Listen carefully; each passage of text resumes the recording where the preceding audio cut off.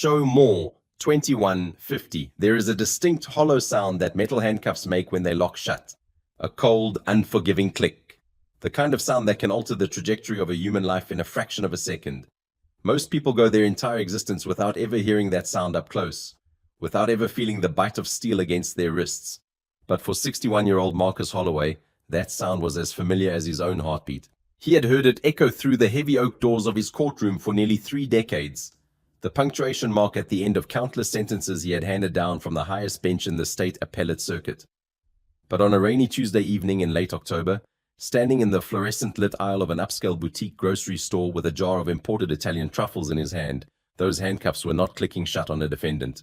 They were clicking shut on his own wrists. The patrolman who had just slammed his face against the cold metal edge of the checkout counter believed with absolute certainty that he was taking out the neighborhood trash. He believed he was doing his civic duty, protecting the good people of Ridgewood from the criminal element that occasionally drifted into their pristine enclave. He had absolutely no idea that he had just detonated the fuse on his own career, his own freedom, and his entire way of life. The rain had been falling since early afternoon, coming down in thick, relentless sheets that turned the streets of Ridgewood into rivers of reflected light. It was the kind of autumn evening that drove most sensible people indoors, leaving the sidewalks empty and the roads slick with a dangerous sheen. The street lamps cast warm golden pools across the pavement, and the windows of the expensive shops along Main Street glowed with the promise of warmth and comfort. Ridgewood was an affluent suburb, the kind of place where the lawns were manicured to mathematical precision, where the property taxes alone could bankrupt a middle-class family. It was a place where people felt safe, where crime was something that happened on the evening news, in other neighborhoods, to other people. Inside the Ridgewood Artisan Market, the air was thick with comforting scents. Roasted coffee beans, fresh baked bread, damp eucalyptus from the floral section, and the sharp, sophisticated aroma of expensive aged cheese. The market was the crown jewel of the community, a cathedral of organic produce and imported delicacies where a single jar of honey could cost more than a working family's weekly grocery budget.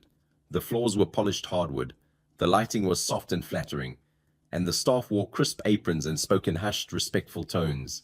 It was the kind of store that made its customers feel not just wealthy, but worthy. Marcus Holloway was having a wonderful day. He moved through the aisles of the market with the unhurried pace of a man who had nowhere else to be. Nothing more pressing on his mind than the simple pleasure of selecting the perfect ingredients for a special meal. At 61 years old, Marcus carried his age with a quiet, dignified grace that spoke of a life lived with purpose and discipline. His hair was closely cropped, more salt than pepper now, and his eyes behind wire-rimmed glasses held the sharp, analytical intelligence of a man who had spent his entire adult life dissecting the intricate layers of the law. There were lines on his face, the kind that come from years of careful thought and heavy responsibility, but they only added to the sense of gravitas that seemed to surround him like an invisible cloak. But today, Marcus was not the Honorable Judge Holloway. Today, he was not the man who had sent corrupt politicians to prison, who had overturned wrongful convictions, who had written legal opinions that were studied in law schools across the country. Today, he was simply Marcus, a man deeply in love with his wife Gloria. On the afternoon of their 35th wedding anniversary, it was his day off. A rare Tuesday with no cases to review, no briefs to read, no oral arguments to hear. He had shed his tailored suits and silk ties in favor of comfort. He wore a faded, oversized Howard University sweatshirt, a relic from his undergraduate days that Gloria always teased him about keeping. The fabric was soft from decades of washing, the letters cracked and peeling. But Marcus loved it precisely because of what it represented. A reminder of where he had started, of the journey he had taken, of the young man he had once been. Paired with the sweatshirt were comfortable, well-worn denim jeans and a pair of scuffed leather loafers that had seen better days. Over his shoulder, Marcus carried a heavy-duty olive-green canvas tote bag, the kind that folded flat when empty, but could hold a surprising amount when full. It was a habit he and Gloria had picked up during a trip to Europe years ago, during a second honeymoon in the south of France. Bring your own bag, place your items inside as you shop, empty it at the register and pay. It was efficient, environmentally conscious, and utterly unremarkable. Half the customers in this very store did the exact same thing. There were signs at the entrance encouraging the practice. Marcus had never given it a second thought. He paused by the imported goods section, his eyes scanning the carefully arranged shelves. His hand reached out and carefully lifted a small glass jar of black winter truffles from Umbria. He turned it slowly, inspecting the label, checking the harvest date, nodding with soft satisfaction at the quality. These would be perfect. Gloria loved truffles shaved over fresh pasta. And Marcus had been planning this meal for weeks. He placed the jar gently into his open canvas bag, right next to the two beautiful prime ribeye steaks from the butcher counter, and the bundle of fresh asparagus he had selected earlier. The bag was clearly visible, wide open at the top, its contents on display for anyone who cared to look. Marcus Holloway had no way of knowing that his simple act of shopping had already set in motion a chain of events that would change multiple lives forever. He had no way of knowing that from an elevated manager's booth near the front of the store, a pair of suspicious eyes had been tracking his every movement since the moment he walked through the automatic doors. Pamela Whitfield was watching. Pamela was 42 years old, perpetually anxious, and she prided herself on having what she called a gut instinct for trouble. She had been the floor manager at the Ridgewood Artisan Market for 6 years, and in that time she had developed a set of internal alarm bells that she trusted implicitly. The fact that those alarm bells seemed to ring exclusively when certain types of people entered her store was something she had never examined too closely. Ridgewood was an overwhelmingly white, overwhelmingly wealthy enclave, and to Pamela, the appearance of anyone who did not fit the expected demographic profile was not a customer to be served, but an anomaly to be managed, a potential threat to be monitored. She stood in the elevated booth, looking down at the sales floor through the one-way glass, her arms crossed tightly over her chest. Her eyes were locked on Marcus Holloway. She watched as he wandered through the high-end wine section, as he paused to examine a bottle of champagne, as he made his way toward the truffle display.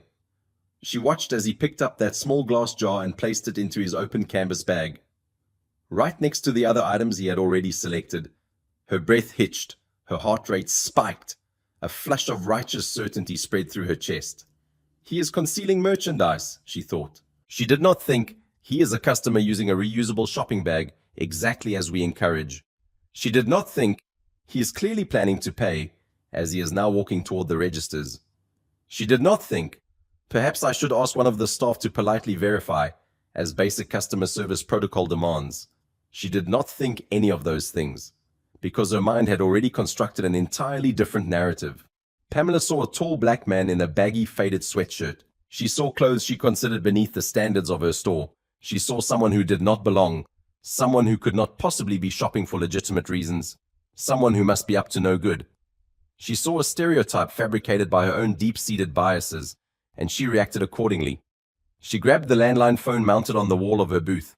Her fingers trembled slightly as she dialed, but not from fear, from excitement, from the thrill of catching someone in the act. She bypassed the store's own security guard entirely, a retired gentleman named Arthur who was currently near the entrance helping an elderly woman with her umbrella.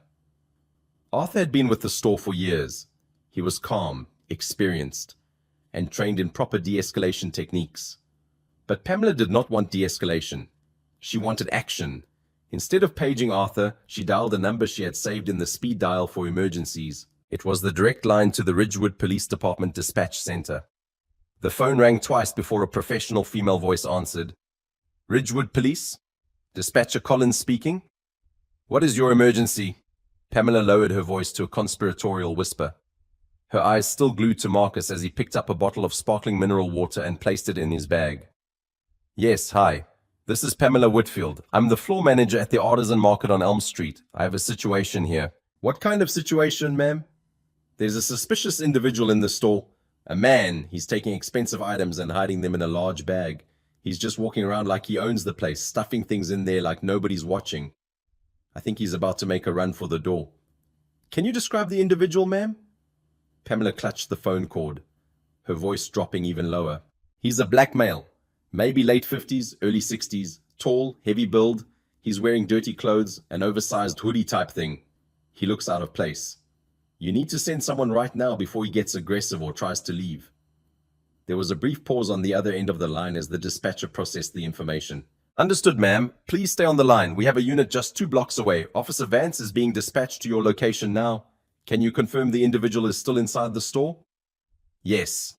Yes, he's still here. He's heading toward the registers now. Please hurry. 2 blocks down the rain-washed avenue, Officer Derek Vance was sitting in his patrol cruiser, drumming his thick fingers against the steering wheel in a restless rhythm. The windshield wipers slapped back and forth in a hypnotic pattern, fighting a losing battle against the relentless downpour. The heater was blowing at full blast, filling the car with stale warmth. Derek hated days like this. Nothing happening, nothing to do. Just sitting and waiting for something, anything, to break the monotony. At 31 years old, Derek Vance was a man wound entirely too tight. He was built like a linebacker, broad across the shoulders, thick through the chest. The kind of physique that came from hours in the gym fueled by protein shakes and barely suppressed rage. His hair was buzzed down to a dark stubble, and his face seemed permanently fixed in a scowl, as if the world had personally offended him and he was still deciding how to make it pay. He wore his uniform like armor, the fabric straining slightly across his muscular frame, his duty belt loaded with enough equipment to handle a small war. Derek Vance did not view police work as a service to the community. He never had. To Derek, the badge was not a symbol of public trust. It was a license. It was permission to impose his will on a world that he fundamentally believed was divided into two categories of people: those who gave orders and those who obeyed them. He had spent his entire adult life making absolutely certain he was in the first category. His personnel file at the Ridgewood Police Department told a story that anyone paying attention should have found troubling. 5 excessive force complaints in 4 years.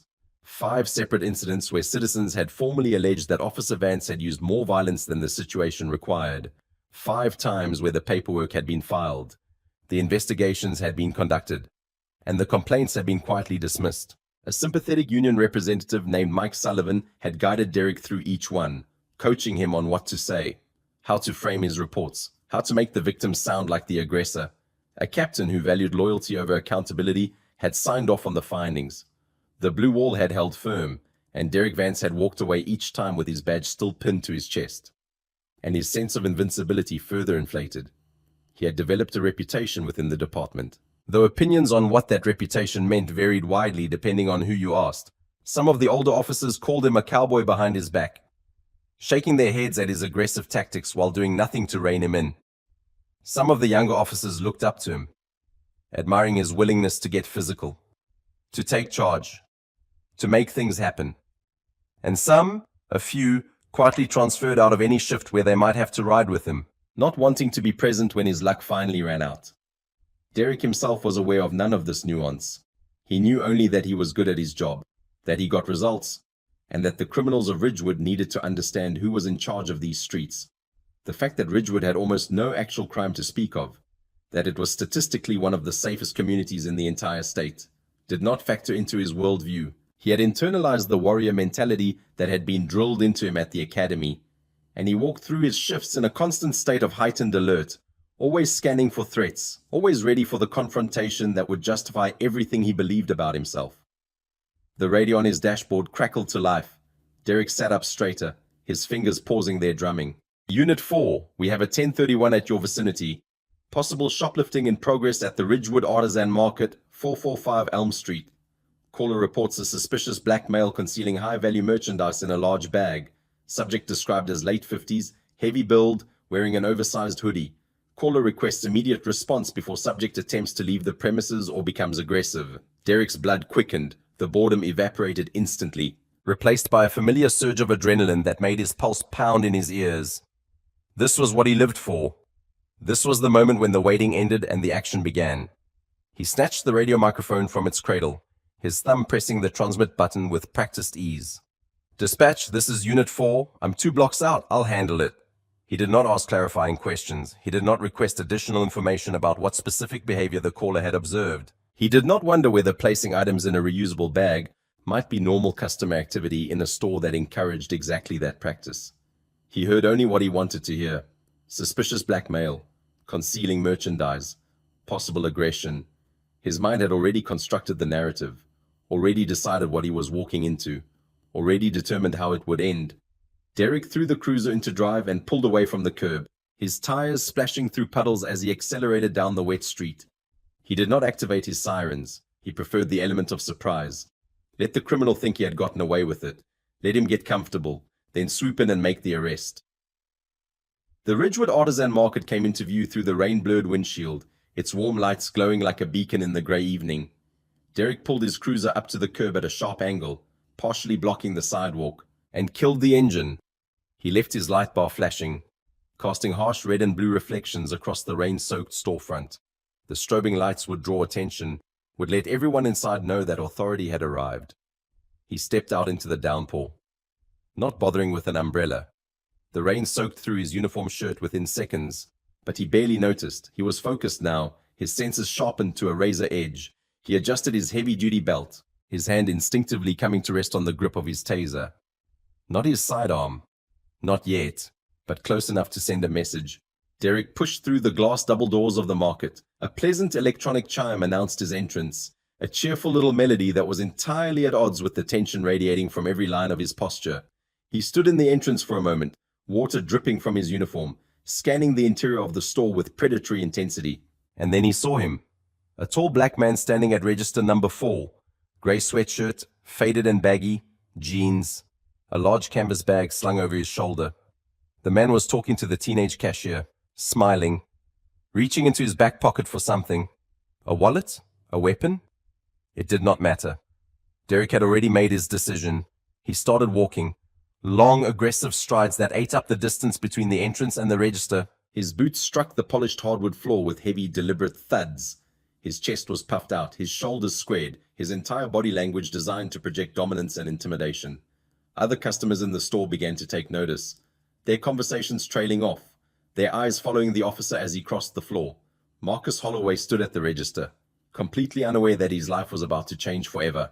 The teenage cashier, a young man named Tommy with acne and a nervous smile, was scanning the items that Marcus had lifted out of his canvas bag and placed onto the conveyor belt. The truffles, the steaks, the asparagus, the sparkling water, a bottle of good red wine. Everything for the anniversary dinner Marcus had been planning for weeks. The rain is really coming down out there, isn't it? Marcus asked with a warm, easy smile, pulling his leather wallet from his back pocket. He was thinking about Gloria, about the look on her face when she saw the meal he was preparing, about how lucky he was to have spent 35 years with his best friend. Yes, sir, Tommy replied, scanning the truffles and glancing at the price on his screen. Supposed to keep going all night. Your total is going to be... Hey! The voice exploded through the quiet store like a thunderclap, sharp and violently aggressive, cutting through the pleasant ambient music and the soft murmur of conversation. Every head in the market turned toward the source of the sound. Step away from the register and keep your hands where I can see them. Marcus blinked, his pleasant expression freezing on his face. He turned his head slowly, assuming the officer must be addressing someone else. Perhaps there was a situation behind him, some actual emergency that required police intervention. But as his eyes found the source of the shouting, he saw only Officer Derek Vance marching directly toward him, hand hovering over his weapon, face contorted with aggressive authority, closing the distance rapidly. There was no one else. The officer was looking directly at him. Marcus Holloway's initial reaction was not fear. It was profound confusion, a disconnect between what was happening and any logical explanation for why it might be happening. He was standing at a cash register, in the middle of a transaction, with his wallet in his hand and his groceries spread out on the conveyor belt. He had committed no crime. He had done nothing wrong. And yet here was a police officer, treating him like a dangerous criminal. But beneath the confusion, something else stirred, a cold, familiar awareness that settled into his bones like an old wound that had never fully healed. Marcus had lived in America for 61 years. He had navigated spaces where men who looked like him were viewed with automatic suspicion. He had been followed through stores before. He had been pulled over for driving nice cars. He had learned, as every black man in America learns, that the color of his skin could transform him from citizen to suspect in the span of a heartbeat. He had just never expected it to happen here, in this place, on this day, when he was simply trying to buy groceries for his anniversary dinner. Officer Derek Vance had no idea what was coming for him.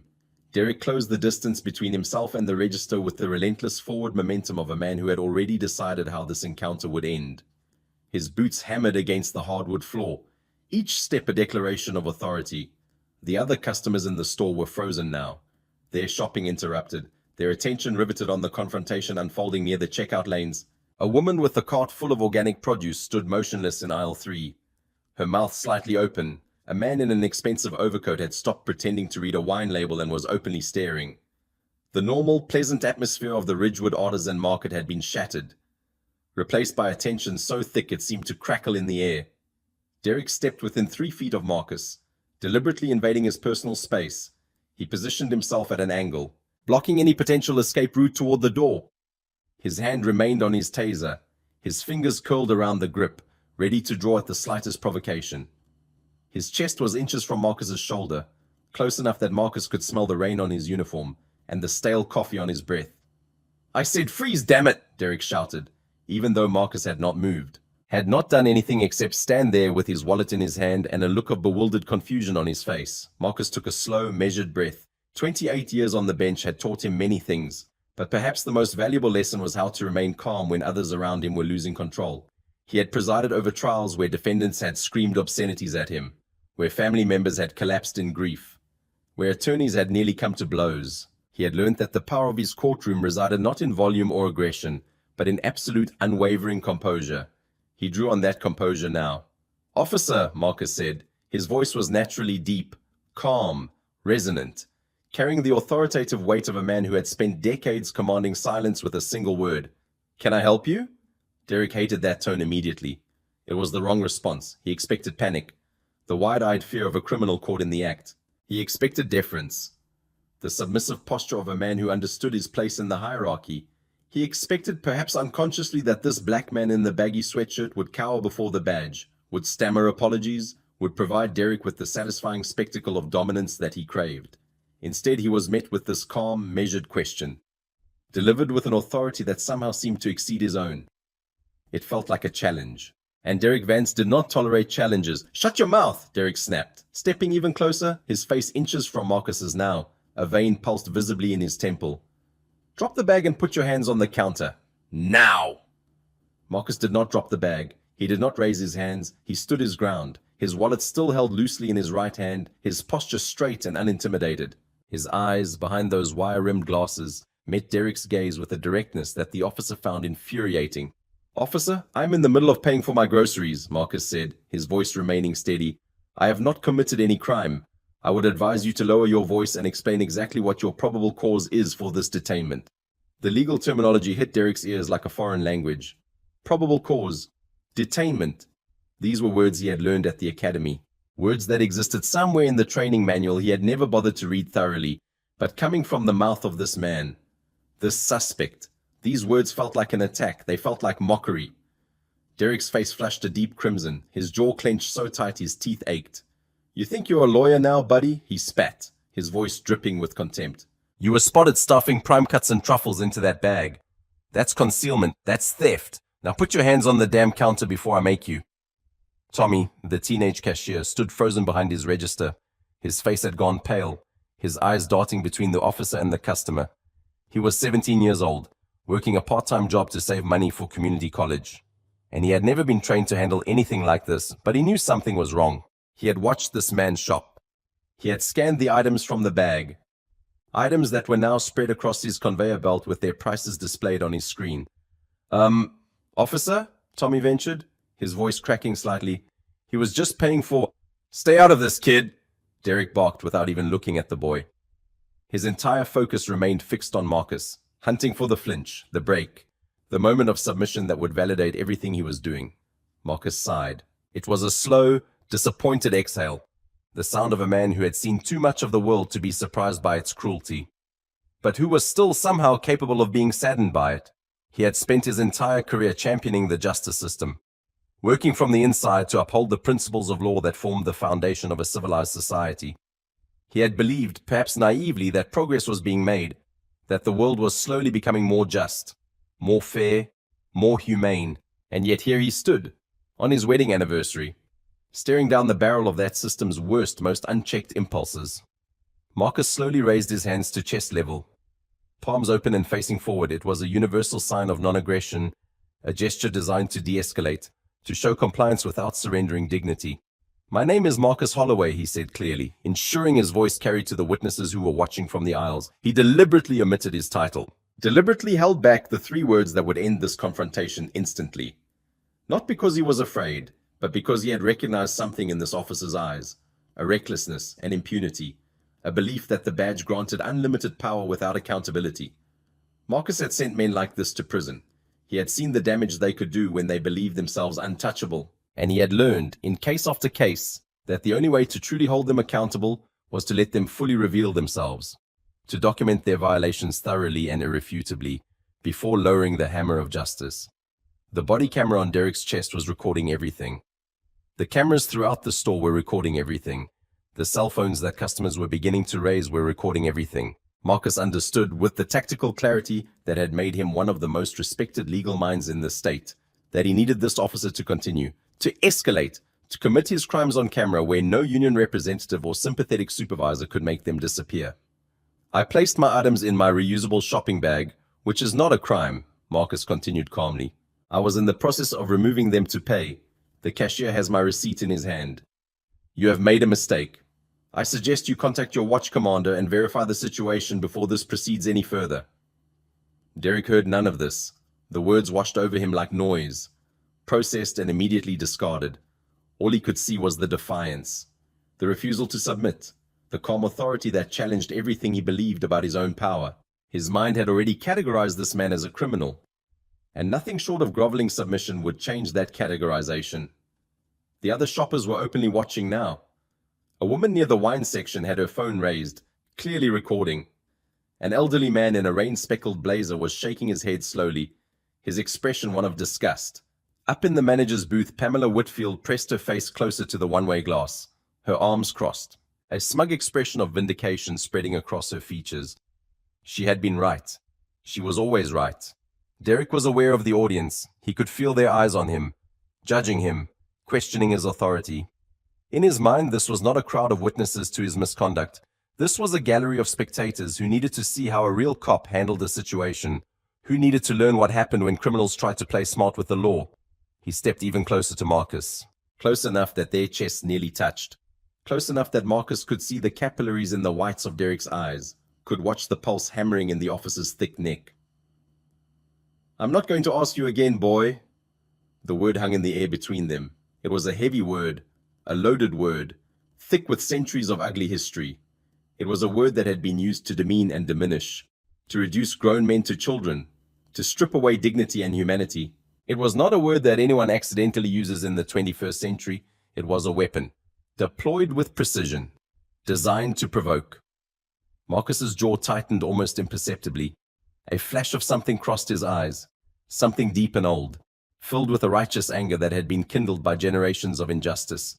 But he did not rise to the bait. He did not lose control. He simply filed the word away in the mental record he was keeping, adding it to the list of violations that would eventually destroy this officer's career.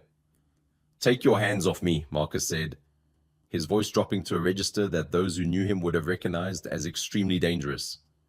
You are violating my civil rights, and you are acting entirely outside the scope of... Derek did not let him finish the sentence. What happened next occurred in a matter of seconds, though Marcus would later describe it in his testimony as feeling like an eternity. One moment he was standing upright, speaking calmly, trying to de-escalate a situation that was rapidly spinning out of control. The next moment, the world exploded into chaos and pain. Derek's right hand shot forward and grabbed the collar of Marcus's Howard University sweatshirt, bunching the faded fabric in his fist. His left hand maintained its grip on Marcus's wrist, twisting it outward at a painful angle. Then, using his weight and momentum, Derek pivoted his hips and drove the 61-year-old man backward with explosive force. Marcus was caught completely off guard. He had been in confrontational situations before, had dealt with volatile defendants and angry attorneys, but he had never experienced raw physical violence directed at his own body. His feet stumbled backward, his heel catching on the edge of the rubber floor mat that was designed to prevent customers from slipping. His arms windmilled briefly as he tried to regain his balance. Derek pressed his advantage with brutal efficiency. He was not trying to restrain a suspect. He was trying to hurt him. He shoved Marcus backward with all his strength, driving the older man into the heavy metal edge of the checkout counter. The impact was sudden and jarring. The sharp steel lips slammed into Marcus's lower back with enough force to send a shockwave of pain radiating up his spine. Marcus let out a sharp gasp as the breath was knocked from his lungs. His glasses flew from his face, clattering across the polished floor. The world blurred into smears of color and light before he could recover his footing, before he could even draw a breath. Derek executed a textbook leg sweep, kicking Marcus's feet out from under him with practiced precision. The judge crashed to the polished concrete floor with a sickening heavy thud that seemed to echo through the suddenly silent store. His right shoulder, a joint that had required rotator cuff surgery just 2 years prior after a lifetime of wear, took the brunt of the impact. There was a moment of terrible silence, and then a sharp tearing agony exploded down his arm, so intense that his vision went white at the edges. He felt something give in the joint, something that should never have moved. shifting with a grinding sensation that made his stomach lurch. "Stop resisting! Stop resisting!" Derek was screaming now, his voice filling the store with manufactured urgency. The words were not for Marcus, they were for the cameras. They were the magic incantation that police officers across the country had learned to invoke. The verbal shield that transformed any act of violence into justified force against a non-compliant subject. The fact that Marcus was doing nothing but lying on the cold floor, trying to catch his breath through the waves of agony radiating from his shoulder, was irrelevant. The narrative was being constructed in real time. Derek dropped his knee heavily onto the center of Marcus's spine, pinning him to the ground with his full weight. The pressure was immense, crushing Marcus's chest against the concrete, making each breath a labored struggle. Then Derek grabbed Marcus's arms and wrenched them backward, behind his back, pulling the injured right shoulder into an unnatural position with absolutely unnecessary brutal force. Marcus ground his teeth together, refusing to cry out. He would not give this man that satisfaction. He would not provide the audio of screaming that could later be used to suggest he had been violent, dangerous, out of control. But a cold sweat broke out across his forehead, and his vision narrowed to a tunnel as his body struggled to process the trauma. Through the haze of pain, Marcus's mind continued to function with the clarity of a man who had spent nearly 3 decades evaluating evidence, constructing arguments, and anticipating every possible angle of a case. He was cataloging, documenting, building the case that would eventually bring this officer to his knees. 1, he thought, false arrest without establishing probable cause. 2, excessive use of force resulting in bodily injury. 3, use of racially charged derogatory language. 4, failure to read Miranda rights. 5, assault under color of law. "You are making a catastrophic mistake," Marcus managed to grit out, his voice strained but remarkably steady beneath the crushing weight of the officer kneeling on his spine. The words were not a threat. They were not an attempt to frighten or dissuade. They were simply a statement of fact, delivered with the same dispassionate certainty with which Marcus might have delivered a verdict. Click, click. The cold steel of the handcuffs bit into Marcus's wrists as Derek ratcheted them down with vindictive tightness. The metal pinched the nerves, immediately sending pins and needles racing down into his fingers. His circulation was being cut off. Within minutes, his hands would begin to go numb. "Yeah," Derek sneered, his breath hot against the back of Marcus's neck. "We'll see about that." He grabbed Marcus by the chain of the handcuffs and the fabric of his sweatshirt, hauling him roughly to his feet. The motion sent another wave of nausea through Marcus's stomach as his injured shoulder screamed in protest. His Howard sweatshirt was covered in dust from the floor, the faded letters now barely visible beneath smears of grime. His glasses lay abandoned somewhere by the register, forgotten in the chaos. Marcus stood there, his breathing shallow, his shoulder throbbing with a sickening hot pulse that matched his heartbeat. Blood was beginning to seep from a scrape on his right cheekbone where his face had struck the counter. He looked at Derek Vance. He did not look at him with anger, though he had every right to be furious. He did not look at him with fear, though many men would have been terrified. He looked at him with the chilling, detached scrutiny of a predator observing a mouse that had just walked willingly into a trap and was now bragging about how clever it had been. Derek saw none of this. He saw only a criminal in custody, another notch in his belt, another story to tell the guys at the bar about how he had handled a suspect who tried to get smart with him. He grabbed Marcus by the bicep, his grip iron tight, and began marching him toward the exit. The walk from the Ridgewood Artisan Market to the waiting patrol cruiser felt surreal. The automatic doors slid open, and the cold October rain immediately began to soak through Marcus's sweatshirt. The water was freezing against his skin, running down his face, mixing with the blood from his cheekbone. Derek made no effort to shield his suspect's head or body from the downpour. Why would he? This was just a shoplifter, just another criminal who had gotten exactly what he deserved. Inside the store, shoppers stood frozen in the aisles, their phones still recording through the rain-streaked windows. Tommy, the teenage cashier, remained behind his register, Marcus's receipt still clutched in his trembling hand, along with the credit card that Marcus had dropped when Derek first grabbed him. The total on the screen read $247.83, the price of an anniversary dinner that would never be cooked. Up in the manager's booth, Pamela Whitfield watched with satisfaction as the suspicious man was led away in handcuffs. She had been right. Her instincts had been correct. She allowed herself a small smile, already composing the story she would tell her friends about how her vigilance had prevented a crime in progress. Derek yanked open the rear door of his cruiser and shoved Marcus toward the opening. He did not protect Marcus's head, did not guide him safely into the vehicle. He simply pushed, and Marcus stumbled into the cramped plastic seat, his injured shoulder slamming against the hard partition that separated the front and back of the cruiser. Another wave of nausea washed through him, and for a moment his vision went grey. The door slammed shut behind him with a heavy metallic finality. Derek walked around to the driver's side, taking his time despite the rain, savoring the moment. He slid into the front seat, wiped the water from his face with the back of his hand, and adjusted his rearview mirror until he could see Marcus's face in the reflection. A smug, victorious grin spread across his features. "Told you to put your hands on the counter?" Derek said, putting the cruiser in drive and pulling away from the curb. "Could have been easy. But you people always have to make it hard. Always have to run your mouth." Marcus sat in the cramped, hard plastic seat. The handcuffs were cutting off circulation to his hands, his fingers already tingling and starting to go numb. His shoulder throbbed with every heartbeat, and each breath sent a sharp pain through his ribs where Derek's knee had ground into his spine. He was soaking wet, disheveled, injured, and he was absolutely, completely calm. The mask of the husband, the civilian, the man shopping for his anniversary dinner, had fallen away. In its place sat something far more formidable. Marcus Holloway, Chief Appellate Judge of the State Supreme Court, had taken the bench. His mind became a steel trap, meticulously logging every detail of what had transpired, and what was continuing to transpire. Every word spoken, every failure of procedure, every violation of rights, every crime committed by this officer who believed himself untouchable. "What's your name, officer?" Marcus asked quietly from the back seat. His voice was different now, not angry, not afraid. Simply cold. Clinical. The voice of a man who was already constructing the case that would destroy his captor's life. Derek laughed, a harsh bark of contempt. "It's on the badge, pal." "Vance.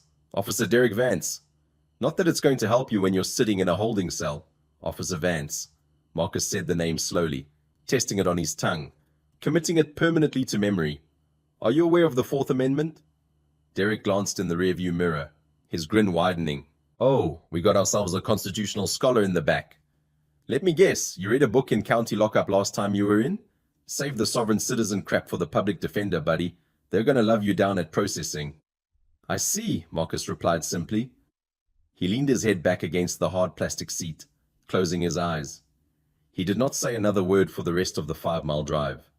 He let the silence stretch, heavy and suffocating, filling the cruiser with a pressure that Derek could feel but not understand.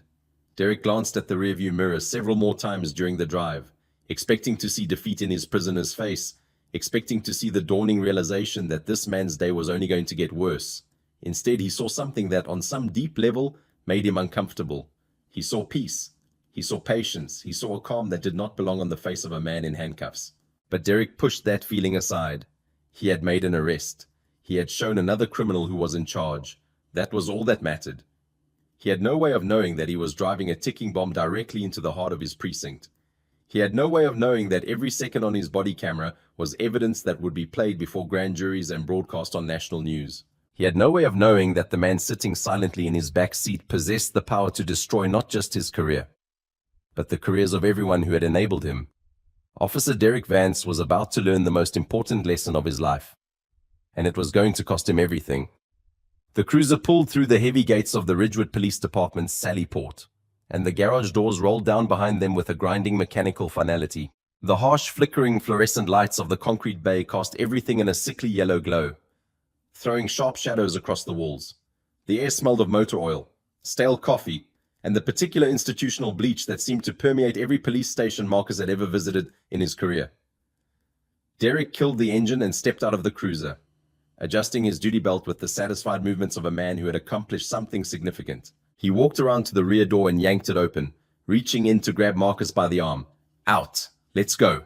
Marcus stepped out of the vehicle slowly, his body stiff from the cold and the pain. The wet fabric of his sweatshirt clung to his skin, and his injured shoulder had settled into a constant throbbing ache that pulsed with every heartbeat. His hands were numb now, the circulation completely cut off by the too tight handcuffs. He could barely feel his fingers. Derek grabbed him by the elbow and marched him toward the heavy steel doors that led into the booking area. The grip was unnecessarily tight, fingers digging into the soft tissue above the joint. But Marcus said nothing.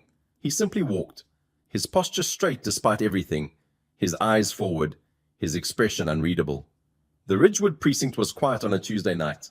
The lobby was empty, the waiting chairs unoccupied. A few patrol officers sat at desks in the bullpen area. typing reports or staring at computer screens. The fluorescent lights hummed overhead, and somewhere in the building a phone rang unanswered. Behind the elevated booking desk, Sergeant Harold Cobb was nursing a lukewarm cup of coffee and staring at a crossword puzzle. Harold was a 22-year veteran of the Ridgewood Police Department, a man who had survived the politics and the scandals and the budget cuts by keeping his head down and playing strictly by the rules. He was not an ambitious man. He did not seek promotions or glory.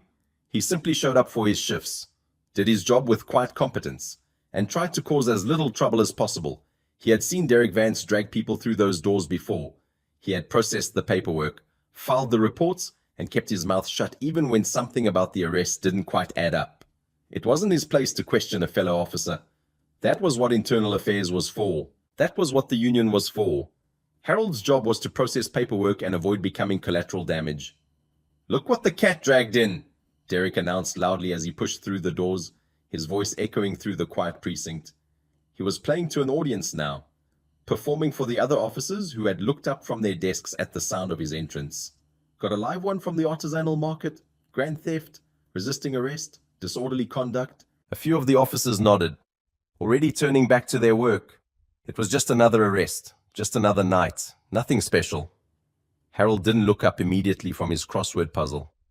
"Put him on the wall, Vance. I'll get the paperwork started." Derek shoved Marcus toward the holding wall, a section of cinder block painted institutional grey with metal rings bolted at various heights for securing detainees. Faced the wall, feet spread. Marcus complied slowly, his movements hindered by the tight handcuffs and the blinding pain that shot through his shoulder every time he tried to move his right arm. He turned to face the cold cinder block, placing his palms against the rough surface, spreading his feet to shoulder width. The posture of submission, the posture of a criminal. Harold Cobb finally set down his coffee cup with a sigh and reached for a pen. He pulled a stack of forms from the tray on his desk and leaned forward over the elevated counter. "All right," he said, his voice bored and routine. "Let's get a name." "Turn around, buddy." Marcus turned slowly. The harsh overhead lights of the precinct illuminated his face clearly. The blood had dried on his cheekbone, leaving a dark streak across his skin. His glasses were gone, lost somewhere on the floor of the grocery store. His sweatshirt was still damp, still disheveled, still covered in dust. He looked nothing like the distinguished jurist who had presided over the state Supreme Court for nearly 3 decades. But Harold Cobb recognized him anyway. The pen slipped from Harold's fingers. It hit the surface of the booking desk with a sharp clack and rolled off the edge, clattering to the floor. Harold's eyes went wide, the color draining from his face so quickly it looked like he might actually faint. His mouth opened, but no sound came out. His hands gripped the edge of the counter, knuckles white. He knew that face. He did not just know it from around town, from the newspaper, from the occasional news broadcast. He knew it intimately, personally, in a way that made his stomach drop through the floor. Just 3 weeks ago, Harold Cobb had testified in a complex appellate hearing, a case involving a controversial arrest he had made years earlier, a case that had wound its way through the court system until it finally landed before the state Supreme Court for review. Harold had sat in the witness box for 4 hours, sweating through his dress uniform, while the chief appellate judge grilled him on every detail of his procedures, his motivations, his understanding of constitutional law. That judge had been thorough. That judge had been brilliant. That judge had asked questions that exposed flaws in Harold's reasoning that he hadn't even known existed. That judge possessed a legendary reputation for legal excellence and an absolute zero tolerance for police misconduct. That judge was currently standing in his booking area, handcuffed, covered in dust and blood, having just been dragged through the doors by Derek Vance.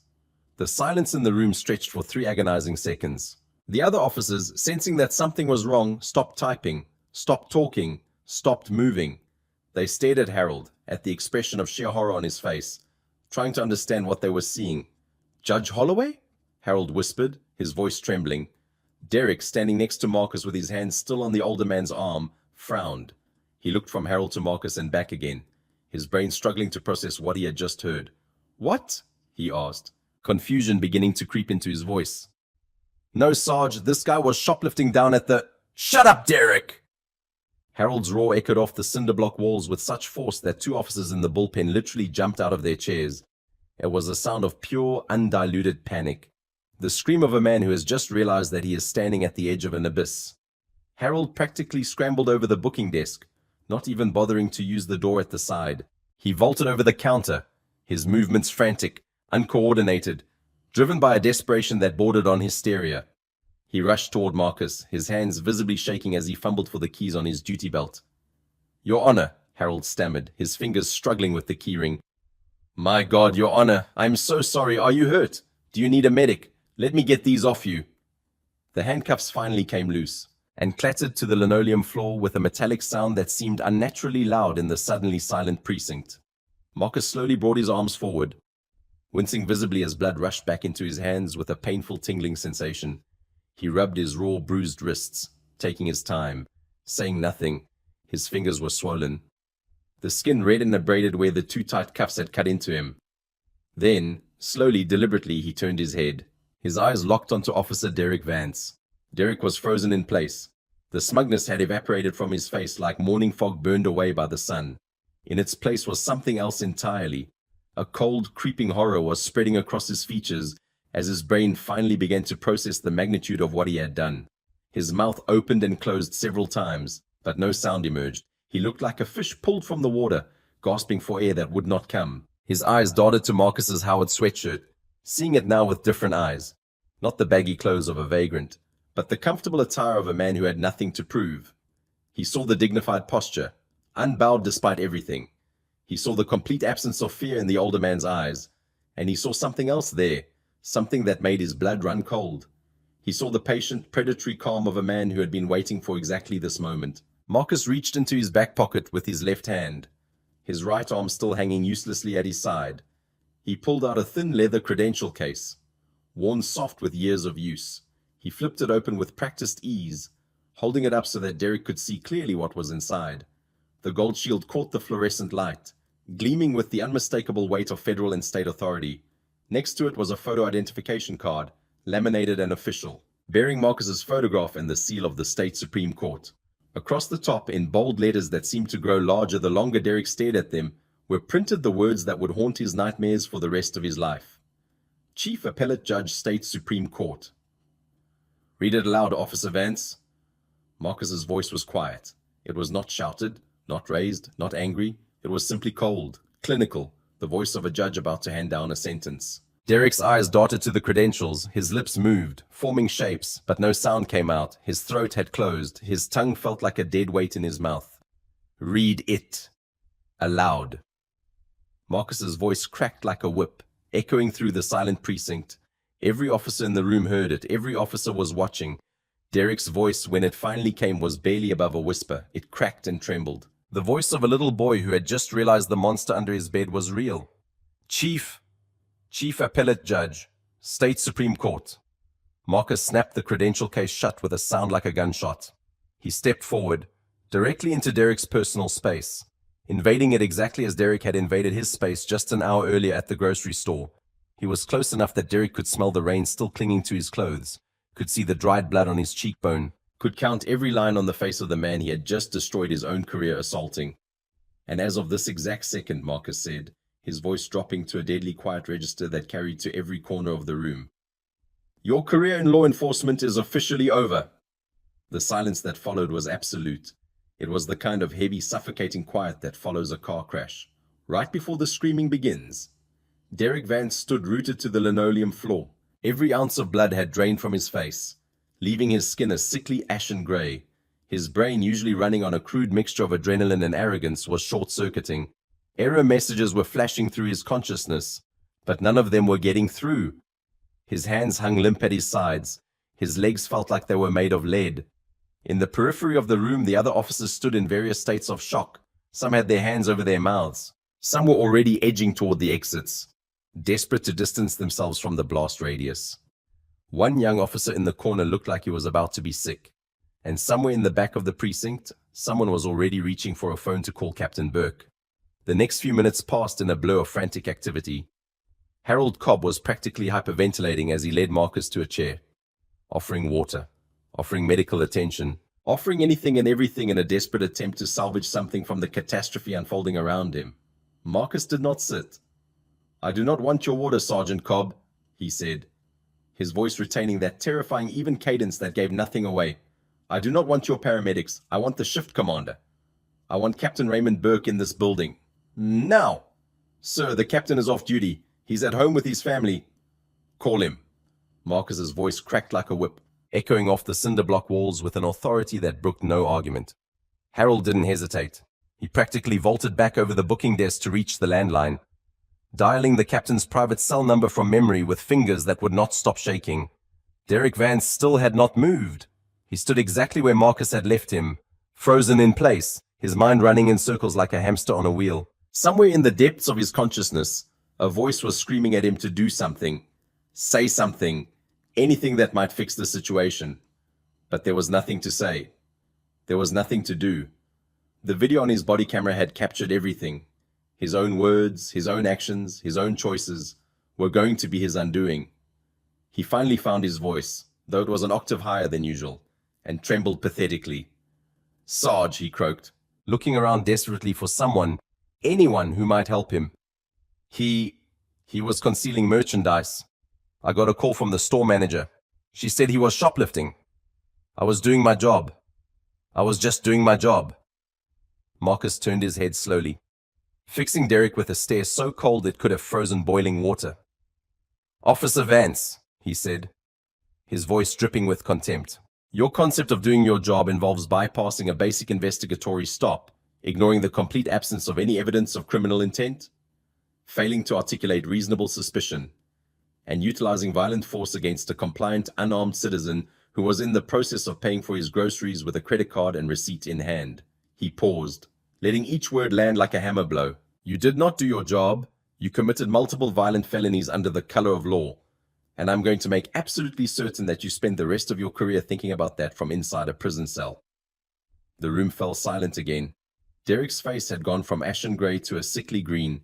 He looked like he might actually vomit. 20 minutes later, the heavy security doors of the precinct banged open with enough force to rattle the frames.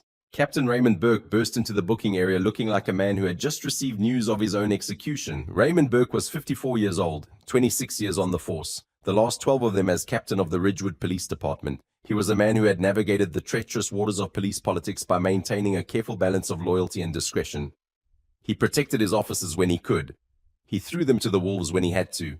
He had developed an instinct for knowing when a situation was salvageable and when it was time to cut his losses. This situation, he knew the moment he walked through the doors, was not salvageable. He had thrown his uniform shirt on over a pair of grey sweatpants, not even bothering to change out of his house clothes when Harold's frantic, nearly incoherent phone call had dragged him from his evening.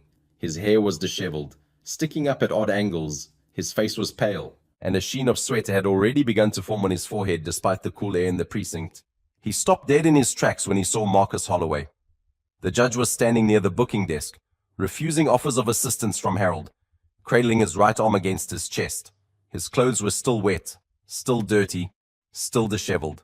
Blood had dried in a dark streak across his right cheekbone. His face was set in an expression of cold, controlled fury that Raymond recognized immediately. He had seen Marcus Holloway in person exactly twice before. Once at a law enforcement conference 3 years earlier, where the judge had delivered a keynote address on constitutional limitations of police power, and once at the mayor's charity gala last spring, where they had shaken hands and exchanged pleasantries while their wives discussed the quality of the hors d'oeuvres. The man he was looking at now bore little resemblance to the distinguished jurist from those events, but the eyes were the same, cold, calculating, absolutely certain of the destruction they were about to unleash. Then Raymond looked at Derek Vance, standing alone near the holding wall, and he understood with perfect clarity that his department was about to be dismantled brick by brick. "My God, Marcus," Raymond breathed, rushing forward. "What the hell happened here?" Marcus did not return the familiarity. His voice, when he spoke, was ice. "What happened, Robert, is that your department has a rabid dog off its leash." He laid out his injuries, his violations, his assault, and his false arrest, with the precision of a prosecutor delivering a closing argument. He spoke for less than 3 minutes, but when he was finished, Raymond Burke felt as though he had aged 10 years.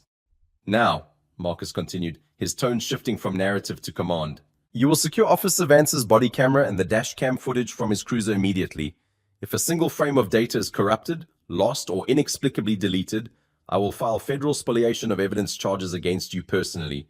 You will send a unit back to the artisan market to secure the store's CCTV footage and to retrieve my groceries, which I had already paid for and which I have the receipt for in my left pocket. And you will log my release uncharged immediately. I'm going to the hospital. Raymond's mouth opened, his instinct to negotiate, to smooth things over, to find some way to contain this disaster kicking in despite the hopelessness of the situation. Marcus, please, he said, his voice dropping to a near whisper. Let's handle this internally. Let me make this right. The city doesn't need to... The city will hear from my attorneys, Marcus interrupted, cutting him off as cleanly as if he had used a knife. We are done talking. He turned toward the exit, then paused, looking back at Derek Vance. The young officer had not moved, had not spoken, had barely seemed to breathe since the moment he had read those credentials aloud. He stood there, frozen, waiting for something, a lifeline, an intervention, a miracle that was never going to come. Officer Vance, Marcus said, and something in his voice made Derek flinch as if he had been struck. I want you to remember something. I want you to remember it every single day for the rest of your life. He paused, letting the silence stretch. I could have ended this in the first 30 seconds. 3 words, I'm a judge, and you would have backed away. You would have apologized. You would have escorted me to my car and prayed that I would forget your face. But I didn't say those words. Do you know why? Derek shook his head mutely, unable to speak. Because I wanted you to show me who you really are. I wanted you to demonstrate on camera exactly what you do to black men who you believe have no power. And you did not disappoint me, Officer Vance. You gave me everything I needed. You gave me your words. You gave me your violence. You gave me proof of exactly the kind of man you are. And now I'm going to use that proof to make sure you never do this to anyone ever again. Marcus turned and walked toward the exit. Captain Burke scrambled to follow him, still trying to find words that might somehow salvage something from the wreckage. But there was nothing left to say. The heavy doors swung shut behind them, and Derek Vance was left standing alone in the middle of the precinct, surrounded by colleagues who would not meet his eyes, feeling the weight of his entire future collapsing in on itself like a dying star. Raymond Burke's voice echoed from somewhere down the hallway, already barking orders at the frozen officers. Vance, locker room, now! You're turning in your badge, your weapon, and your vehicle keys. You're on administrative leave effective immediately, and you don't come within 100 yards of this building until you hear from me personally. Derek's legs finally began to move, carrying him toward the locker room through a haze of shock and disbelief. The other officers parted before him like he was carrying a plague. No one spoke to him. No one offered words of support or solidarity. The blue wall that had protected him for his entire career had evaporated in the span of an hour, leaving him alone and exposed. In the locker room, Derek sat on the wooden bench in front of his locker, staring at nothing. His badge sat on the bench beside him, the gold shield that had been his identity, his protection, his license to do whatever he wanted to whoever he wanted. He had believed, truly believed, that it made him untouchable. He had been wrong. And somewhere in the back of his mind, a small voice was beginning to whisper the terrible truth that he had spent his entire career trying to avoid. He was going to prison. The emergency room at Ridgewood General Hospital was quiet at this hour. The fluorescent lights buzzed overhead, casting everything in their harsh, unforgiving glow. The smell of antiseptic hung heavy in the air, mixing with the faint underlying scent of illness and anxiety that seemed to permeate every hospital Marcus had ever visited. He sat on the examination table, the paper crinkling beneath him with every small movement. His right arm was immobilized in a temporary sling, and an IV line had been inserted into his left hand, delivering fluids and pain medication that had taken the edge off the throbbing in his shoulder but left him feeling slightly disconnected from his own body. A doctor had already been in to examine him. The preliminary assessment was not good. The impact with the concrete floor had done serious damage. Possible rotator cuff tear, definite ligament damage. They were waiting for the MRI results to determine the full extent of the injury. The door clicked open, and Gloria Holloway rushed in. Gloria was 59 years old, a retired pediatric surgeon who had spent her career saving children's lives with steady hands and an unshakable calm. She had delivered devastating news to terrified parents. She had performed emergency surgeries while alarms blared and monitors screamed. She had faced death and suffering and tragedy with professional composure that had earned her the respect of everyone who had ever worked with her. But when she saw her husband sitting on that examination table, his face bruised and bloodied, his arm in a sling, his clothes still damp and dirty from the floor of a police precinct, that composure shattered like glass. "Marcus!" she cried, rushing to his side, wrapping her arms around his uninjured shoulder with desperate tenderness. A sob escaped her throat, raw and uncontrolled. "The police called. They said there was an incident. I thought you'd been in a car accident. I thought..." She couldn't finish the sentence. She pulled back, her eyes scanning his injuries, her surgeon's mind automatically cataloguing the damage even as her wife's heart broke at the sight of him. "Who did this to you?" she demanded, her voice suddenly fierce. "What happened?" Marcus rested his head against hers, closing his eyes.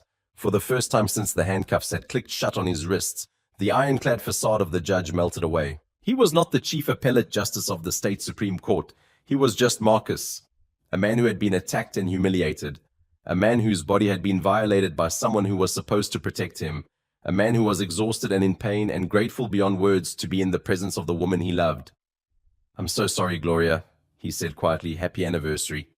She let out a sound that was half laugh, half sob, and held him tighter. The door opened again, and Dr. Simon Keller stepped into the room. He was a tall man in his 50s, with kind eyes behind wire-rimmed glasses, and a tablet clutched in his hands. His expression was grim. "Judge Holloway," he said, his voice professionally neutral in a way that doctors learn when they have bad news to deliver. "We have your MRI results." Marcus straightened slightly, steeling himself. Gloria's hand found his and gripped it tightly. "The impact to the concrete floor was severe," Dr. Keller continued, pulling up images on his tablet. "You have a grade 3 acromioclavicular joint separation, along with a complete tear of your labrum. There's also significant damage to the surrounding ligaments and soft tissue." He paused, looking up from the tablet to meet Marcus's eyes. "It's going to require surgical intervention to repair. We're looking at a minimum of 4 to 6 hours on the operating table, followed by months of intensive physical therapy. Even with the best possible outcome, you may never regain full range of motion in that shoulder." Gloria's hand clamped over her mouth, suppressing another sob.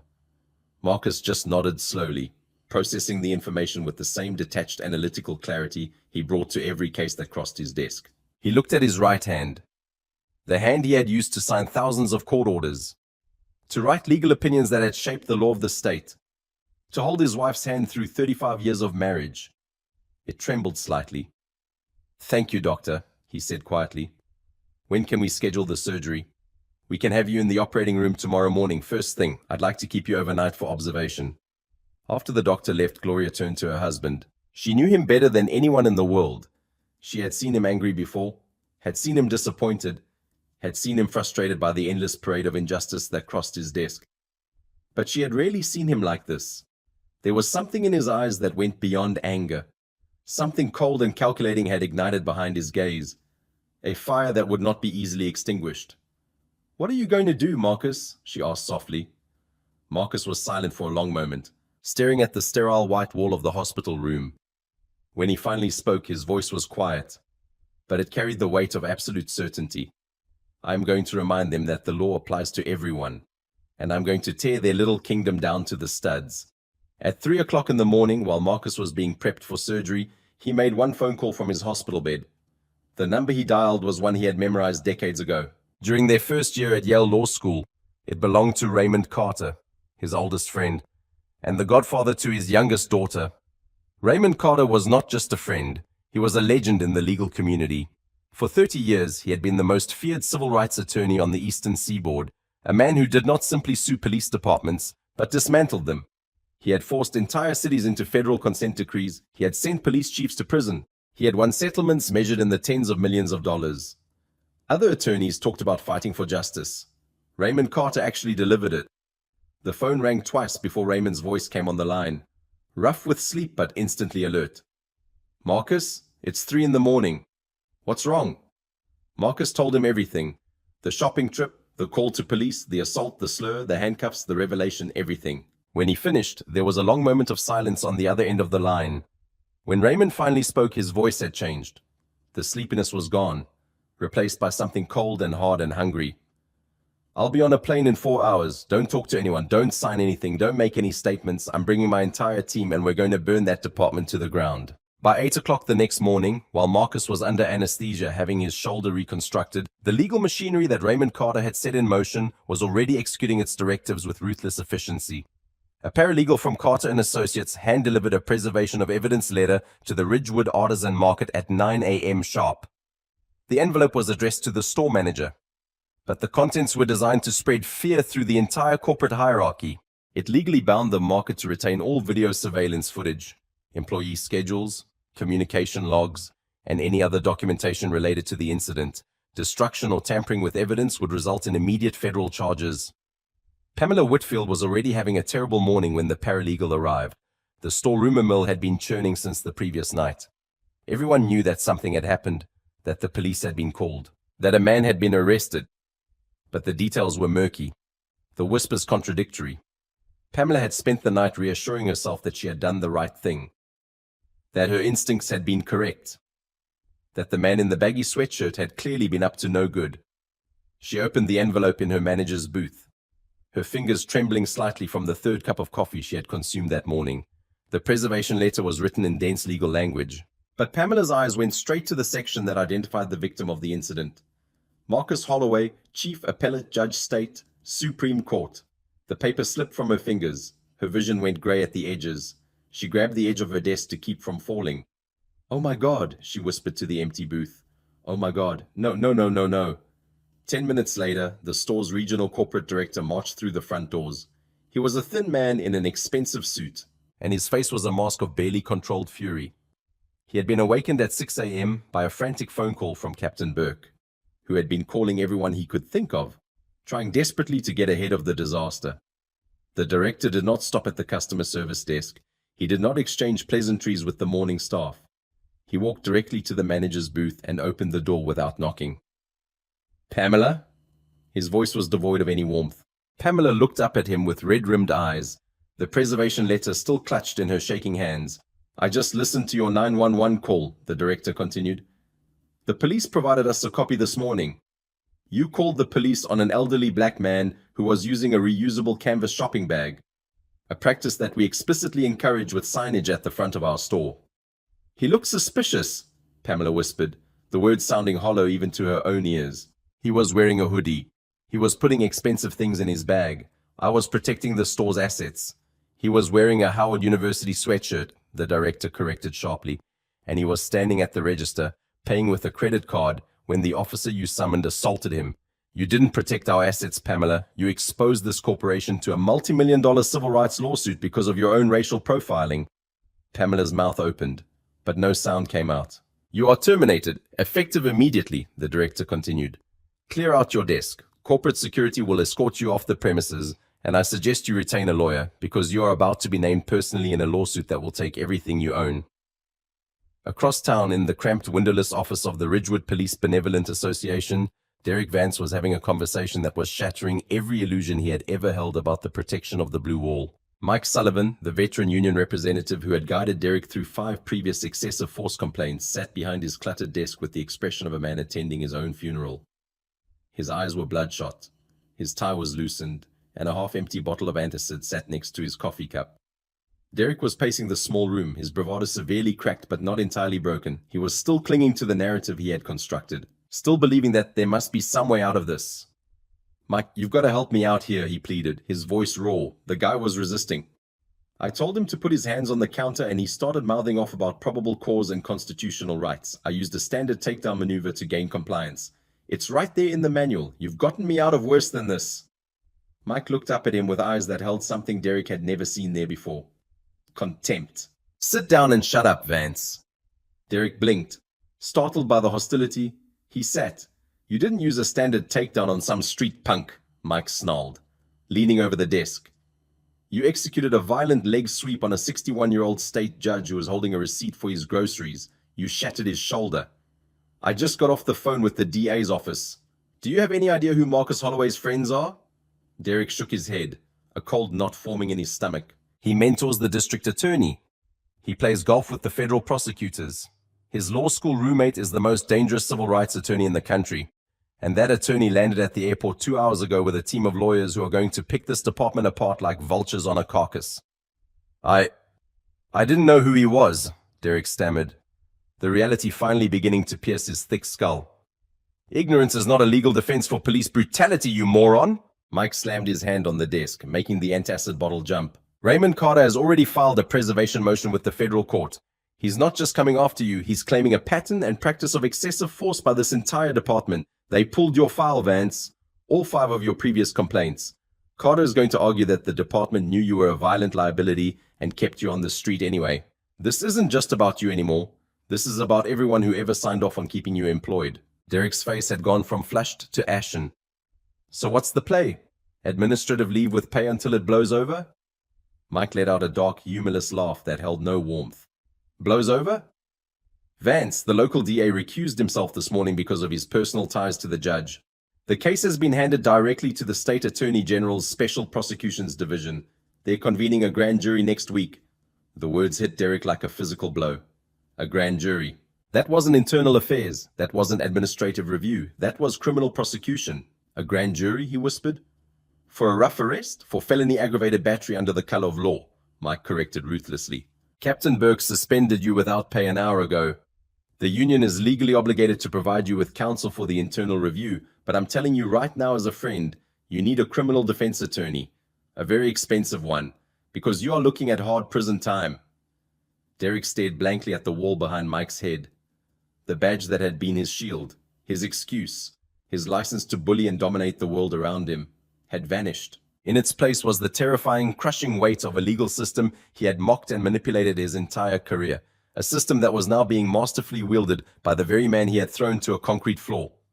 The walls of the small office seemed to be closing in around him. His hands were shaking, his stomach was churning.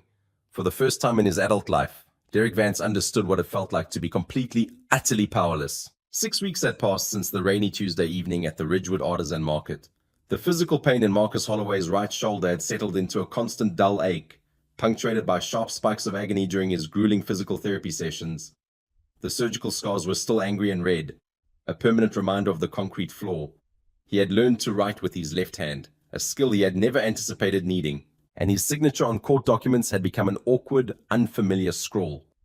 But while Marcus's body was healing slowly, the legal inferno that he and Raymond Carter had ignited was burning through Ridgewood with terrifying speed and precision. The local district attorney, recognizing the radioactive nature of the case and citing an insurmountable conflict of interest, had officially handed the criminal prosecution over to the State Attorney General's Special Prosecutions Division. Leading the charge was Patricia Morgan, a fiercely intelligent, no-nonsense prosecutor who had built her career dismantling corrupt municipal institutions across the state. Patricia didn't just want Derek Vance. She wanted to send a message that would echo across every police precinct in the country. On a crisp Thursday morning in mid-December, inside the heavily secured grand jury room of the state capitol courthouse, 23 citizens gathered to hear the case against Officer Derek Vance. The room was paneled in dark oak, giving it a gravity and solemnity that befitted the serious matters decided within its walls. A large monitor had been erected at the front, its screen currently dark. The jurors sat in their assigned seats, some nervous, some curious, all of them acutely aware that they were about to witness something significant. Patricia Morgan stood beside the screen, a remote control in her hand. She was dressed in a charcoal gray suit that projected authority without ostentation. Her voice when she spoke was calm and measured, the voice of someone who knew exactly what she was doing, and exactly how this was going to end. Ladies and gentlemen of the grand jury, she began. What you are about to see is the unedited body camera footage recovered from Officer Derek Vance on the night of October 14th. She pressed play. The video was chaotic at first, the camera bouncing as Derek moved through the grocery store, but the audio was crystal clear, picking up every word with damning precision. The jurors watched the scene unfold. They saw Marcus Holloway, a man older and smaller than the officer, standing peacefully at the register with his wallet out. They heard his calm, measured voice asking for the officer's probable cause. They watched him raise his hands slowly, palms open, in the universal gesture of non-aggression. And then they heard the escalation, the raw, unprovoked aggression in Derek's voice as he stepped into the older man's space. The demands, the threats, and then, clear as a bell on the audio recording, they heard the word, "I'm not going to ask you again, boy." A collective gasp rippled through the jury box. In the sterile quiet of the grand jury room, the racial slur hung in the air, heavy and undeniable. Several jurors physically recoiled. One woman in the back row brought her hand to her mouth. An older man in the front shook his head slowly, his expression one of profound disgust. The video continued. The jurors flinched as they watched the violent takedown. Heard the sickening thud of Marcus's body hitting the concrete floor. Watched Derek drive his knee into the spine of a man who was clearly not resisting. They heard the click of handcuffs. They heard Marcus's strained voice delivering his final warning. "You are making a catastrophic mistake." Patricia paused the video on a frame that showed Marcus's face pressed against the floor. His glasses knocked askew, blood beginning to pool near his cheekbone. "The defense," Patricia said, her voice carrying clearly through the silent room. "Will likely attempt to argue that Officer Vance was following standard operating procedure to subdue a non-compliant suspect. But we are not just presenting this isolated incident today." She signaled to her assistant, who opened the heavy wooden doors at the back of the room. A young man walked in. He was 24 years old, with the kind of lean, hungry look that came from too many skipped meals and too much stress. He wore a borrowed suit that didn't quite fit, and his hands clutched the edges of his jacket with obvious nervousness. "The state calls Terrell Washington to the stand." Terrell took his seat in the witness box and was sworn in. His voice shook slightly as he confirmed his name for the record. 2 years earlier, Terrell had been a college student working a late-night delivery shift to pay for his tuition. He had been driving home at 2 a.m. when flashing lights appeared in his rearview mirror. A broken taillight, the officer had said. What followed had left Terrell with a fractured jaw, 2 broken ribs, and a criminal record that had destroyed his scholarship and derailed his life. At the time, Derek Vance had claimed that Terrell had lunged for his weapon. The Internal Affairs Division of the Ridgewood Police Department, operating under Captain Burke's supervision, had cleared Derek of all wrongdoing. Terrell's complaint had been filed and forgotten. Another piece of paper in a drawer full of ignored warnings. "Mr. Washington," Patricia asked gently, "can you tell us who the officer was that pulled you over that night?" "It was Officer Vance," Terrell replied, his voice growing stronger. "He didn't even ask for my license. He just dragged me out of the car. He called me a thug. He kept saying I must have drugs in the car, kept asking where I was hiding them. When I told him I was just a student delivering pizzas, Terrell paused, swallowing hard. "He said students don't drive cars like mine. Then he hit me." Patricia turned to face the jury. Mr. Washington filed a formal complaint with the Ridgewood Police Department. His complaint was dismissed. He was charged with resisting arrest, charges that were later quietly dropped when his attorney threatened to sue. No one believed him because he was young. He was black. And he didn't have the power or the platform to fight back against a corrupt institution. She let that sink in before continuing. But on October 14th, Officer Vance made a fatal miscalculation. He assaulted a man who knows exactly how this institution works. A man who has spent 28 years on the bench ensuring that people like Derek Vance face consequences for their actions. The grand jury did not need their full allotted time to deliberate. Within 3 hours, they returned a true bill. The indictment was devastating. Count 1, felony, aggravated battery causing great bodily harm. Count 2, deprivation of civil rights under color of law. Count 3, official misconduct. Count 4, false imprisonment. At 2 p.m. that afternoon, Derek Vance was sitting in the break room of the Ridgewood Police Department, nervously picking at a cold sandwich while waiting for an update from his union rep. The heavy double doors of the precinct swung open. Derek looked up, expecting to see Mike Sullivan with news about his case. Instead, he saw 2 agents from the State Bureau of Investigation, flanked by Captain Raymond Burke. Burke looked as though he had aged 10 years in the past 6 weeks. His face was haggard, his eyes hollow. He had been placed on administrative leave pending his own investigation, his career effectively over regardless of the outcome. But he had agreed to be present for this, to close the circle that had begun on that rainy Tuesday night. The lead SBI agent walked directly toward Derek, reaching for his belt. The metallic glint of handcuffs caught the fluorescent light. Derek stood up so fast his chair scraped loudly against the tile floor. "Captain, what's going on?" The agent did not mince words. "Derek Vance, I have a warrant for your arrest issued by the state grand jury." Every sound in the precinct stopped. Keyboards fell silent. Phones rang unanswered. Every officer in the building turned to watch as Derek's hands were pulled behind his back, and the cold steel of handcuffs bit into his wrists. "Wait," Derek gasped, his voice cracking. "Wait, you can't do this. I'm a cop. I'm one of you." Captain Burke's response was cold, delivered without a shred of sympathy. "Not anymore, you're not." Derek was perp-walked out of his own precinct, past the booking desk where Sergeant Harold Cobb stood watching with grim satisfaction, out through the front doors into the glaring afternoon sunlight, where a swarm of local news cameras had gathered. The hunter had become the hunted. 4 months later, the State Superior Court was packed to capacity for the sentencing hearing in State versus Derek Vance. The trial itself had been mercifully short. Faced with the damning body camera footage, the testimony of Terrell Washington and 3 other former victims who had come forward, and a jury that looked at him with undisguised contempt, Derek's defense attorney had aggressively pushed for a plea deal. State Attorney General Patricia Morgan had refused every offer. "We do not negotiate with thugs hiding behind a badge," she had told the press on the courthouse steps.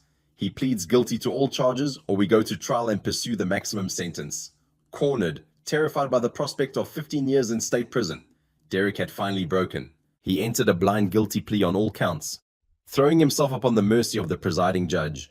Judge William Carrington was not known for mercy.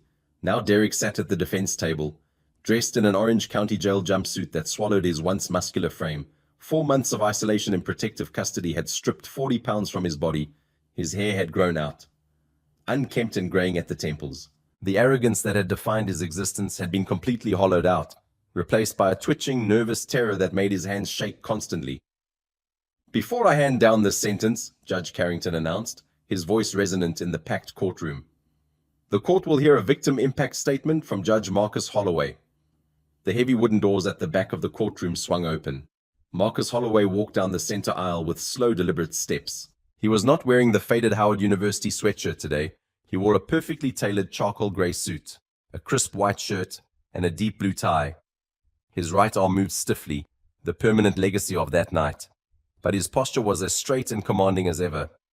He approached the podium and adjusted the microphone with his left hand. The entire courtroom held its breath. Marcus looked directly at Derek Vance.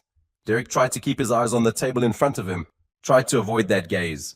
But the sheer weight of Marcus's silence made it impossible.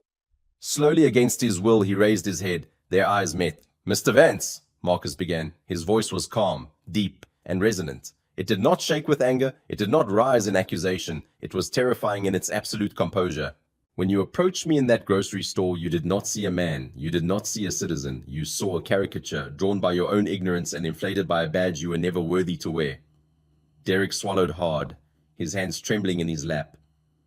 "You assumed that because of the color of my skin and the casual clothes on my back, I was powerless. You assumed I was someone you could break, humiliate, and discard without consequence. You operated under the delusion that the law was a weapon designed solely for your amusement, rather than a shield designed to protect the public from men exactly like you." Marcus paused, letting his gaze sweep across the courtroom. "But this is not just about me. My shoulder will heal, though it will never be the same. My reputation was never in jeopardy. I am standing here today for Terrell Washington. I am standing here for the unnamed men and women you terrorized over your career. They did not have the title of judge to protect them. They were silenced by a police department that prioritized the protection of its own ego over the safety of its citizens." He turned his attention to the bench. "Your Honor, a badge is not a license for brutality. It is a sacred trust granted by the people. When a man like Derek Vance violates that trust, he does not just harm the individual. He fractures the very foundation of our justice. He breeds a cancer of distrust that makes every good, honest police officer's job exponentially more dangerous. I ask this court to excise that cancer today. Show the citizens of this state that nobody is above the law." Marcus stepped away from the podium and walked back to his seat next to Gloria, who reached out and gripped his hand tightly. Judge Carrington looked down at his notes for a long moment. The silence in the courtroom was absolute. Then he removed his reading glasses and fixed Derek with a stare that held no mercy. "Mr. Vance, stand up." Derek stood. His knees were visibly shaking. The judge's voice dripped with profound contempt. "I have read your personnel file. I have watched the video. I have listened to the testimony of the people you brutalized over your career. You are a disgrace to the uniform you wore. You used your authority to terrorize the public you were sworn to protect with cowardly, malicious prejudice." He picked up his gavel. "On the count of felony aggravated battery under the color of law, I sentence you to 7 years in the state penitentiary. On the count of deprivation of civil rights, I sentence you to an additional 3 years to be served consecutively. You will serve a total of 10 years in state prison with no possibility of parole for the first 6. The gavel struck the sounding block like a gunshot. Derek let out a choked, desperate sob. His legs gave out beneath him, and 2 bailiffs rushed forward to grab him by the arms and haul him upright. "No, please, Your Honor," he cried as they dragged him toward the side door leading to the holding cells.